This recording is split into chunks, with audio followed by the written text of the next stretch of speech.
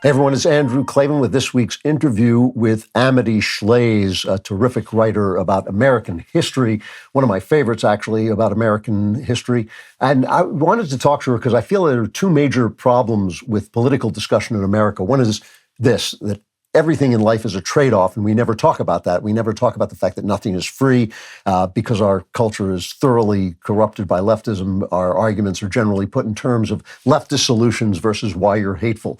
And instead of putting possible solutions to problems as what are its costs, what are its moral hazards and drawbacks. We just don't have those debates. And I think that we need more knowledge in order to have those debates. And the second problem, I think, is this. Our young people, many of them are schooled in ignorance. Literature, history, politics are never taught to them as facts and processes, but are glossed over by leftist political opinions of their academics. And our students know that, for instance, from the river to the sea, Palestine must be free, but they don't know which river, which sea, or what Palestine is, if it's anything.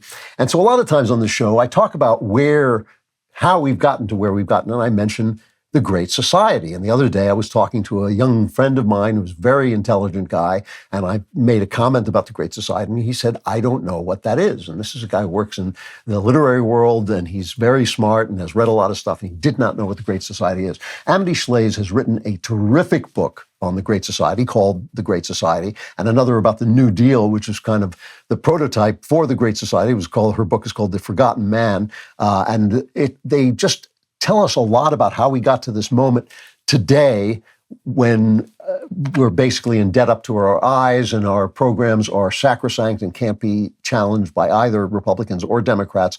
Amity Shlaes is like I said, a terrific author. She's written 5 books. 3 of them are New York Times bestsellers. She currently chairs the board of trustees at the Calvin Coolidge Presidential Foundation. She's a recipient of the Bastiat Prize and more recently the Bradley Prize, which are like the Pulitzer Prize for honest people. Amity, it's great to see you again. How are you? Thank you. I hope the Bradley people all hear that, the honest prize. That's wonderful. It's a very Midwestern prize, and we need more of the Midwest in our coastal life. But I'm so pleased to be here. I'm such a fan of the show and you.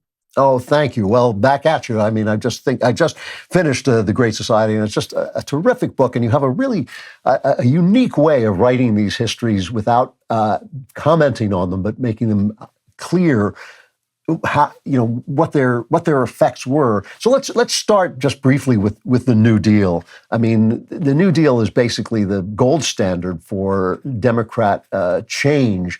But in The Forgotten Man, you sort of depict it as something that actually made the Depression longer than it needed to be, and a kind of hit and miss thing. Can you give us a kind of just a quick summary of what that was, what the New Deal meant?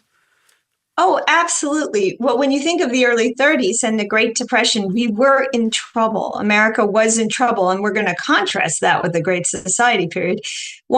So President Roosevelt campaigned, so he was only Governor Roosevelt, and says just what Vice President Harris recently said: we're going to have bold, persistent experimentation till we find a way out of this awful canyon of despair that we are in.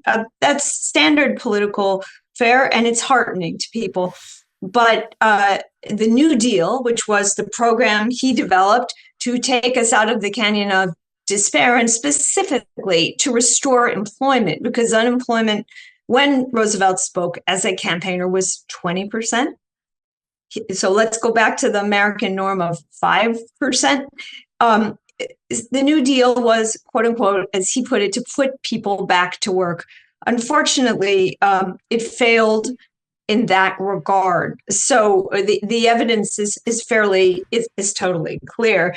If you look at the unemployment throughout the 30s, it didn't go below 10%. So it sounded good, the New Deal, a bunch of government programs, but it didn't get unemployment below 10%. It didn't get the stock market back. In fact, the stock market only returned to 1929 levels, which were the high in the 1950s. That's more than a generation later. Today, we think a rising stock market is our birthright. But then it was not. So why, I think since this show is about Great Society, I'll just say the man who summarized it best was a mainstream economist named Benjamin Anderson. He's not taught anymore, sadly. And he said, well, the government played God.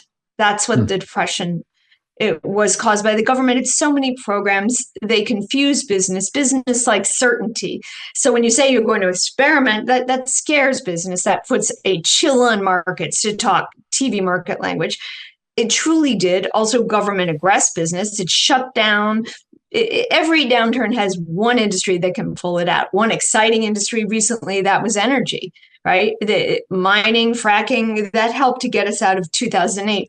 In the period of the New Deal, the exciting industry that could have pulled us out, where customer use was growing even during the Depression, was utilities. And Roosevelt, partly out of kind of political strategy, attacked utilities instead of leaving them alone. He said this is their fault, the Depression.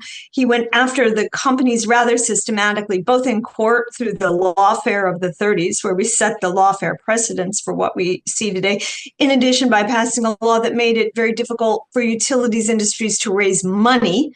Think about when you think about Google, companies like utilities need a lot of money up front to lay wires. To think of the 30s for utilities, that was capital intensive, and the returns come later when the people start to use the electricity. He shut that down through a law called the Public Utilities Holding Company Act, which was known as the death sentence in the time. And he also created government competition for utilities in the form of the Tennessee Valley Authority, and most specifically, something we've all but forgotten, the Rural Electrification Administration. Make a government competitor that charges lower prices for the same thing. How does that help a struggling industry that was already losing money or struggling to find money in the downturn? So that was a real of hope to the utilities industry, and is a fair way to characterize it. I'm not sure Roosevelt was entirely aware of what he was doing, but in any case, this kind of effort, not so targeted, was when it took place across the economy from the New Deal in stages. And that is what sustained the unemployment. That's what made the recovery not want to come back. Recoveries are like people. They don't need perfect weather to go out, but they want to know the weather will be okay. So every year in the 30s, the recovery stayed away. See, one last thing, if you go to college or graduate school, you'll learn a lot about the monetary components of the Great Depression. These did exist in the early years. We really did run out of money in the early years. We study deflation. We learn about Europe. We learn about the Match King. We learn from Milton Friedman about the collapse of the bank in New York that was so dramatic. Bank of US, a Jewish bank. But monetary does not explain the duration or the severity of the Great Depression. So you have to get past the monetary story and look at what really happened. I would recommend one other book, one other writer, Professor Lee Ohanian, who's written about what the government did to labor in the 1930s that made unemployment worse. Unions made unemployment worse in the 1930s, no doubt about it, even in neoclassical models. And that's important for us today to know that. I know this from my mother, basically, that FDR was this huge hero, especially after World War II began, and he was our leader in World War II. The people just loved him. They voted him into office again and again. He was elected 4 times. So now it's the 1960s. John F. Kennedy, who's kind of, a conservative president. I mean, he was very much anti-communist. He cut taxes. Today, he would be considered like an almost MAGA extremist. He gets killed and LBJ takes over and the economy is going great, right? I mean, at this point, there is no depression. Everything is terrific. Why does LBJ decide to launch the Great Society? Very different mood. More political, more political than LBJ was an entirely political animal. He was you think about what is your comparative advantage? His comparative advantage was getting laws passed, master of the Senate. Right. Cairo. Okay, we've heard about that. We've listened to the tapes. So you play to your advantage. I'm going to produce laws. I'm just publishing a piece sometime soon with National Review, which is a wonderful line from Joe Califano, later known as a cabinet secretary, but in this period, just another young aide, another bright young aide. And Joe Califano wrote down, this man passes laws like children eat chocolate chip cookies. And Johnson was frenetic, and he regarded his input, to put it, and I think your point about trade-offs, Andrew, is very important, and logic. All people are capable of logic. You just have to talk to that part of their brain. They have it, not the fear part. There wasn't much logic to what Johnson did, so he treated his inputs as results. He said, look how many laws I passed. And, when LBJ left office, rather young, he published a memoir, and the end papers of the memoir, and you can imagine him talking to the publisher lovingly, the end papers, that glued paper that are on the inside of the two covers of the book, had the beautiful names of all the laws he passed. And there were so many. He loved his laws. There's a long list of them. And that's the way he regarded his work. That also won him re-election. He learned that from Roosevelt. If you please a constituency, then they vote for you. He was actually, LBJ was part of the New Deal. He worked in the youth administration of the New Deal in Texas. And he saw some of the perversities, such as plowing down crops it's even so counterintuitive, to reduce supply, to drive up prices at a time when people are hungry. And the little mules didn't want to plow down the crops, and they were being whipped to go over and step on the crops to plow them down. And they balked, because even to mules, it was counterintuitive to destroy growing food. And he saw that, he knew that, but he also saw the large payments that silenced the farmers. Dear farmer, do something you hate to do, but we'll give you a lot of money. What does the farmer say? All right, I'll take the money, but I'll be truculent because I don't see it. I don't see it. So that was LBJ. He'd seen the incredible power of a political gift. And he also liked to be optimistic. He knew Kennedy had been optimistic. And one thing that I noted in this National Review article, which is a little subtle, but not really, it's so important. Kennedy actually cared about results. So, for example, when Kennedy said, I will be a dreamer, and goes to Rice University and promises to put a man on the moon. Talk about an extravagance. I mean, in some ways, it sounds like an extravagance, but Kennedy said, I'll do it within the decade. He gave himself a deadline, and he didn't say, and I'll do everything else in space.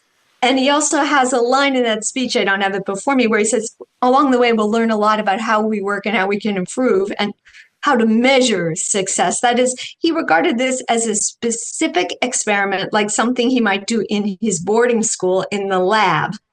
And that is the right way to look at things, not, I will spend forever on space because we have to be great.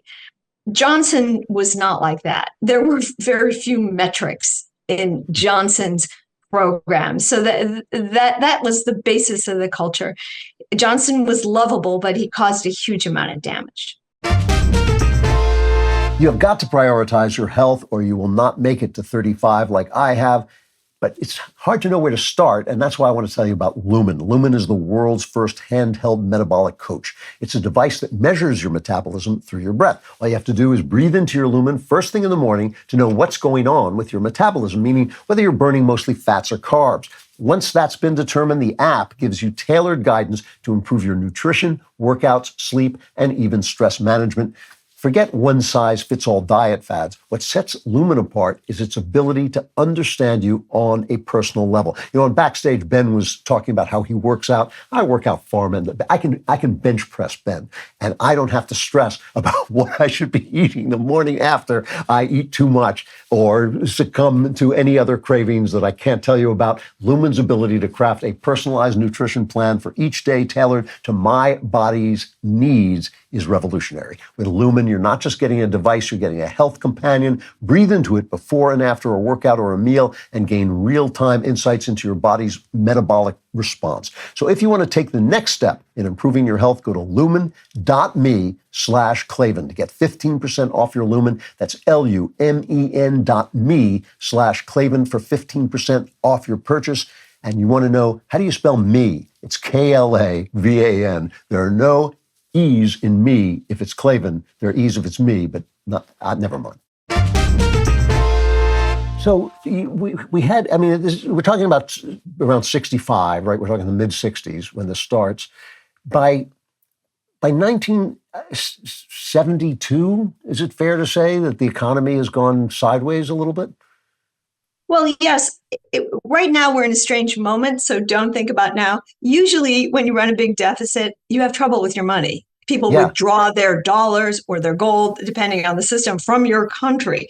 So there, in the olden days, and maybe it was reducing moral hazard, to your point, Andrew. In the olden days, the world would remind us when we spend too much by taking its money and even forcing a recession upon the U.S. by taking money out, by taking gold out. I mean, in this period, there were just the remains of the gold standard, but gold was part of the monetary base. So it's an automatic contraction that you force on your country if you overspend. We no longer have that in this little interim. This is not forever. So that was beginning to happen. We had inflation because the dollar was losing value. You can connect it to international. Charles de Gaulle gave some great speeches about what goose we were overspending. That was, but I think more to the point of Johnson and his reason. Why did he choose not to run again in 68? People always say it was because of the Vietnam War. Yeah. That's what your mother will tell you too, or you will tell it. That was only partially why. He saw that his programs weren't working. And he didn't want to sit around and be the one blamed for the result. It's kind of when you see a bear, you run, even though, you have to really train yourself not to run from that bear. Johnson had a strong self-preservation instinct, and so he withdrew. He was very concerned with Bobby Kennedy, who unfortunately, alas, was killed, but he was very concerned he might be humiliated one way or the other in a second elected term. So he began to withdraw. What is an example of, I want to talk first about an example of things not working, and then, and I know you do too, about the consequences of his laws. An example would be Johnson really believed in civil rights. We all believe in civil rights. So you separate Johnson's programs into spending or opportunity. We generally like the opportunity ones. And today, and that's right. So he passed the Civil Rights Law of 1964. And well, that's to correct a wrong. And then on top of that, he passes the Voting Rights Act of 1965. Why is that important? Because people in the South, African Americans, were not getting to vote. Maybe half of the African Americans couldn't vote in some places. You look at states like Mississippi.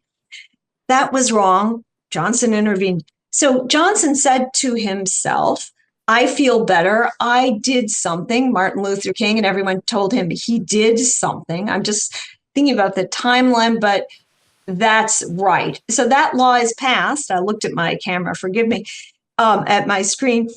Then there were riots in Watts in Los Angeles. Wait a minute. I gave them something. You can imagine Johnson saying to himself in his aides, aren't they grateful? He was really hurt that this particular constituency didn't understand. Maybe word of the new law hadn't quite reached Los Angeles. The rise of the television meant that even in Watts, people watched the civil rights movement in the South on TV, and there was outrage. Employment wasn't where it could be. Longshoremen were bigoted and didn't hire African Americans. Who knows all the factors of the Watts riot, but it was a terrible riot, and Johnson was angry. And this aide, Califano, whose book is truly priceless, Lyndon Johnson, Triumph and Tragedy, said, I was always disappearing because Johnson wore me out. Johnson would find him anywhere. This time Johnson disappeared. I couldn't find him. And they want to get the National Guard out. Well, the president is involved in getting the National Guard out. An aide can't just order the National Guard. right? So they were in a dire situation. And what was Johnson doing in that 24 odd hours? He was in despair or pouting, depending on whether you're sympathetic or hostile. You can pick your despairing or pouting, but it was a terrible thing. And what Johnson didn't see was that what Americans needed wasn't necessarily more laws. It might be something else, but it wasn't law upon law. So he came back from his pout or his despair, passed some more laws, and then left office. So everybody, Nixon comes in afterwards, and everybody thinks of Nixon as a conservative. I've never thought of him that way exactly, but he was the left hated him so much for being right about the communists, and he came in, and he didn't ditch the programs were already going south. The Great Society was already causing problems, but he didn't get rid of them, did he? No, he didn't. In fact, by some metrics, under Nixon, such programs grew more. And I really recommend a book by John Cogan of Stanford about, I think it's called The High Cost of Good Intentions. But anyway, he tracks entitlements all the way through, very analytic, but not too hard. Because compassion feels good, but if the law isn't working, it's not compassionate to keep the law. Could I just say one thing? I'd like to say one thing about LBJ and the consequences today. Yeah. Today, when you think about, say, the border crisis, one reason we have a border crisis is we lead with compassion. So if we see a photo of a desperate child crossing the border, we say, let him in, right? Sometimes that's a staged photo. Sometimes it's a true photo. But compassion is our immigration policy effectively. And that's why we don't allow ourselves to think logically about how to make things better for the maximum number of people. Or you think about unions in the public sector, which drag down so many state budgets. Unionization is the fiscal knife in the breast of state finance, of states. Or you think about welfare as an entitlement where people think they ought to be paid even if things can't get better. All those things came from the Johnson era. So starting with immigration, Johnson signed what seemed like a really nice immigration law, as he would have put it, at Liberty Island. And he said, this is not an important law. You can go and see this speech. It's not a revolutionary law, he said, but it does two good things. One is it honors merit. We like that. That is, if someone tries hard or has a skill, he should be able to come in this country some kind and become a citizen. And the other is that it's about compassion. This 1965 immigration law, it's all about helping people who are hurt, who are separated from their families. The principle of family reunification is principal to immigration policy. And that part comes from Johnson's law. He had no idea of what the border would look like now, or of our inability to control the border. But his compassion emphasis was the legacy and contributed to our immigration challenge today. Regarding public sector unions, Kennedy signed a law, obscure, actually an order called Executive Order 10988 for federal government public sector unions. Okay, it didn't even give the unions the right to strike, but it said you can organize and collect dues. Kennedy had no idea how important that would be because it set a trend. And then in every state, the public sector unionized. And once the unions had money, union dues, they fought for a lot, and sometimes they became an obstacle to progress in the public sector. Even Roosevelt did not approve of public sector unions. He said, that's not a good idea. There's a conflict of interest. You're either going to be a civil servant or you're not. Right. But unionization gets in the way. So that's another example of an unintended consequence. But can you explain, I get, so Johnson kind of wants to bring in these popular ideas. He's good at passing laws, so he passes laws. Nixon thinks this is compassionate. He wants to win over the love maybe of the elites and of some Democrats. He continues this going on. But by the end of Nixon's first term, he starts to understand that things are going bad, right? I mean, he starts to understand that this is having bad effects. What I want to know is now we're in a position, because kind of Biden was in the same camp. He ran as this kind of moderate, but he starts passing laws and doing just what you talked about. He starts bragging about how many laws he passed. as opposed to saying, well, this accomplished this and that, this accomplished that. We are now so buried in debt. But nobody seems to care about it or think about it. It sometimes gets a mention here or there. But I mean, we're just and we weren't, when Johnson started, it wasn't like this at all. Why is that not having a catastrophic effect, or is it just a matter of time? That is the question of the hour. And we did have a national debt conference at the Library of Congress this year because, of course, Calvin Coolidge understood about debt. But there's a simple answer. We have no guardrails. We have no check on us. The gold standard, as imperfect as it was, told people right away, a reality check, wait, your blood sugar is too high. Your money, it was a continuous monitor. You're telling us money would flow out of the United States when the government overspent. When we went off the gold standard and cut the final cord or closed the gold window, it was Nixon who did it. But right. Johnson did some of that too.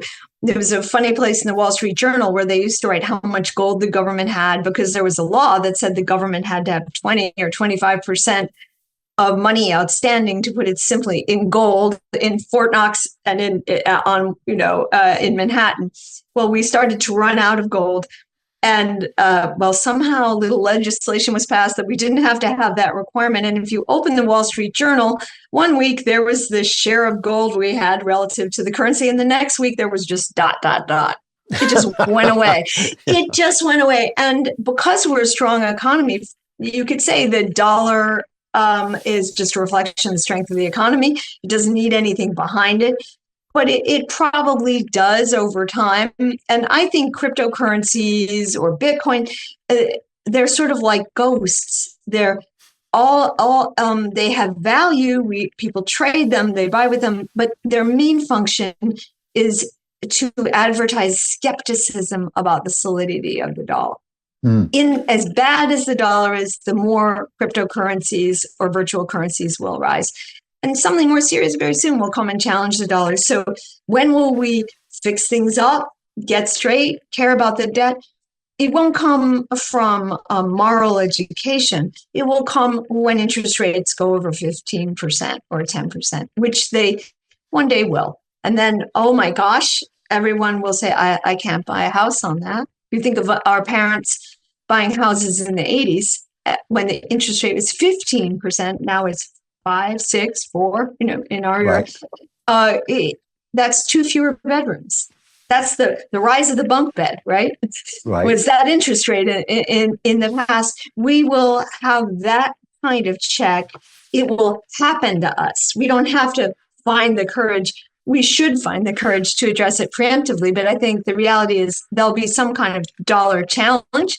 And then our interest rate will go up, and then we'll be sorry, and there will be reform. You believe that's very optimistic. You believe that people will. I mean, it's hard for me to believe that Donald Trump actually runs by saying, I'm not going to touch any of the entitlements, and has to, essentially. He could not win if he said he was going to. Paul Ryan was destroyed by his own party, really, for saying he could reform that stuff. But nobody wants to touch it. And so you're optimistic that eventually the chickens will come home to roost and they'll just have to do it. But you think about the UK, Margaret Thatcher, she wasn't going to win. Her own party didn't like her. She was too sharp. Right. The Tory party was kind of what they say, a wet party, a mushy party. It was high class and conciliatory. And then Britain was so buffeted by its own financial troubles that suddenly the appeal of a strong leader emerged, and then the leaderess emerged, Mrs. Thatcher, and suddenly she was able to say no to the unions, and that was very important in the UK, able to say no on money, understood about taxes, though she didn't always, understood about taxes and understood about the sanctity of the individual. And she really changed Britain. Yeah. So we can't see who it's going to be because that person isn't currently allowed to be prominent. You use Paul Ryan as an example, or Rand Paul. Oh, he's a libertarian. Rand Paul is a respectable man. Yeah. But he's a very thoughtful lawmaker. He's not a joke, even if we aren't all libertarians, and we aren't. the first class leaders aren't given the stage right now. It's sort of that's the great tragedy of this election. Yeah. I was reading John Maynard Keynes on the Treaty of Versailles. You're going to, why is she bringing the Treaty of Versailles? But what Keynes said, he wrote a wonderful book called The Economic Consequences of the Peace, because he was at Versailles as a junior treasury person from the United Kingdom. He said, the people were just awful. The French leader was kind of pickled, Clemenceau. Wilson was pickled in his own sanctimony of another kind, right? And, well, the UK people, Lloyd George was a bit better. They shut the Germans out. If the people of Versailles had been better, the outcome wouldn't have been so dire for Germany, and Germany might not have turned populist and then national socialist, is what Keynes said. And I think there's much to that. The personnel matter, or you think of the presidential debate just now, the vice presidential debate, for all its flaws, had more substance than the presidential debate. I know. And so people were sort of well consoled by that. That sounds more like an election. But that's wrong. So hey, why aren't we advocating to flip it or get yet better candidates for the presidency on both sides? Because we don't have to. Okay. I have to stop there, Amity. Thank you. Amity Shlaes, the author of The Great Society and of The Forgotten Man. Next time I talk to you, I want to talk to you about Calvin Coolidge, but we don't have time now. Oh, I hope so. It's wonderful to see you, and I thank you very much. Well, that's the first person we've interviewed who actually said something optimistic, that there will be exigencies that come about because of our spending, and then we'll have to stop spending so much. I hope that happens. I hope we see it soon. If not, we'll always have the Andrew Klavan Show on Friday, and I hope you'll be there. I'll be there. I'll be glad to see you.